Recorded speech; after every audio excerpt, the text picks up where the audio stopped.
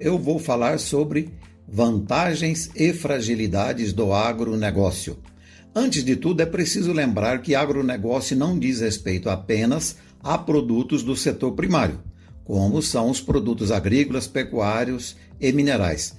Agronegócio é uma extensa cadeia produtiva que inclui, sim, a agricultura, a pecuária, a pesca, a avicultura, segmentos que fazem parte do setor primário, mas inclui também a indústria de produtos vindos do setor primário, o transporte, a armazenagem, o comércio, a exportação, o crédito e a tecnologia. Portanto, o agronegócio é um imenso setor que incorpora subsetores produtivos do setor primário, do setor secundário e do setor terciário. Durante muito tempo, o Brasil concentrou a sua produção e comercialização de produtos do setor primário com baixa industrialização e baixo valor agregado.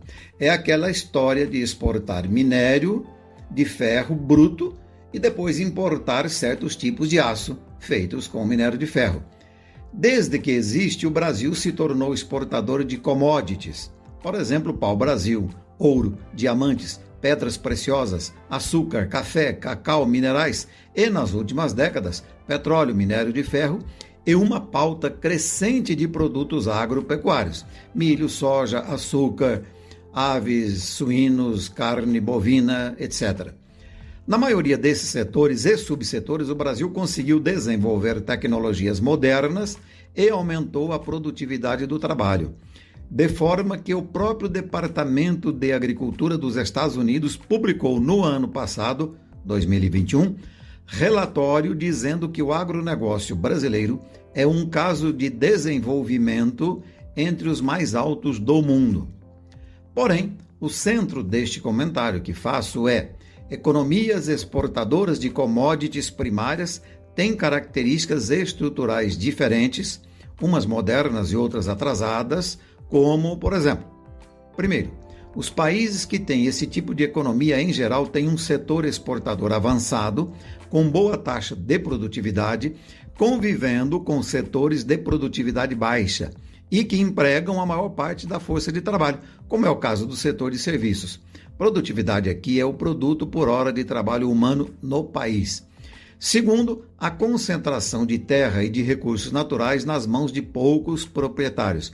No Brasil, iniciou o desenvolvimento com as capitanias hereditárias, depois continuou-se com os latifúndios e agora inclui as companhias de mineração, entre as maiores do mundo, e uma agricultura intensiva de capital, controlando a maioria das terras aráveis. Terceiro, há uma vulnerabilidade diante das flutuações de preços das commodities. Basta, por exemplo, a China elevar o consumo que os preços dos alimentos sobem no mundo inteiro. Quarto, esses países exportadores de commodity, em muitos deles a taxa de câmbio, que é o preço da moeda padrão internacional, atualmente o dólar, é supervalorizada. Quando um país é ineficiente e tem baixa produtividade, as empresas exportadoras somente conseguem ser viáveis se a taxa de câmbio for alta, o que é ruim para as importações, porque aí elas ficam mais caras. Quinto, economias desse tipo, ou seja, exportadoras de commodities, são muito vulneráveis à inflação. Fora do setor de commodities, a estrutura de produção acaba não conseguindo atender rapidamente a demanda quando esta é aumentada. Veja a inflação atual neste segundo trimestre já de 2022. A economia reduziu a produção durante o isolamento social derivado da pandemia e quando o isolamento começou a ser relaxado, as atividades começaram a retornar, a oferta de bens e serviços não conseguiu atender a demanda e o país tem agora, então, uma inflação.